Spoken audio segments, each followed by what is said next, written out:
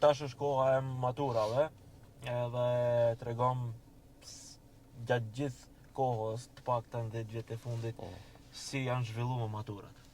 Unë jam këtu në Tetov si profesor gati 28 vite e gjys. Kam qenë gjithmonë aktiv në për matura, edhe besoj dhe mendoj se nuk kanë ndryshuar. Dhe më thënë, kanë betur të pandryshuara. Gati do njëherë mendojmë se matura bëhet si darsëm, nuk ka dallim nga darsma.